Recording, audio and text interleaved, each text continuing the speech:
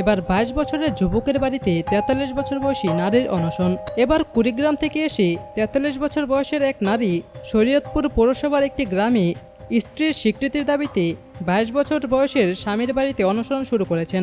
বৃহস্পতিবার দুপুর থেকে শরীয়তপুর পৌরসভার 6 নম্বর ওয়ার্ডের হুগলি গ্রামে স্বামী নাদিম সর্দারের বাড়িতে অবস্থান নেন তিনি। রাত 8:30 পর্যন্ত ওই নারীকে সেখানে বসে থাকতে দেখা গেছে। জানা যায়, স্বামী নাদিম সর্দার হুগলি গ্রামের বিল্লাল সর্দারের ছেলে। ওই নারী কুড়িগ্রাম জেলার কবিরাজপাড়া এলাকার বাসিন্দা। তাদের দুজনের ফেসবুকে পরিচয়। পরে গত 1 বছর ধরে ফেসবুক সহ ইমো ও মোবাইল ফোনের মাধ্যমে গড়ে ওঠে প্রেমের সম্পর্ক। পরে চলতি বছরের 18 জানুয়ারি ঢাকা আজিমপুর এলাকায় এক কাজের মাধ্যমে তাদের বিয়ে হয় বলে দাবি করেছেন ওই নারী জানান, 2023 সালের জানুয়ারি থেকে ফেসবুকের মাধ্যমে তাদের প্রেমের সম্পর্ক গড়ে ওঠে। পরে 2024 সালের 18 জানুয়ারি তারা দুজনে বিয়ে করে একাধিকবার বিভিন্ন আবাসিক হোটেলেও থেকেছেন।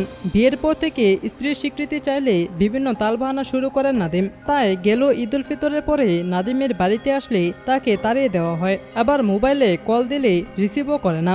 সে সম্পর্ক অস্বীকার করছে। এই পরিস্থিতিতে বাধ্য হয়েই আবার বৃহস্পতিবার স্ত্রীর স্বীকৃতি পেতে নাদিমের বাড়িতে এসে তিনি অনশন শুরু করেছেন।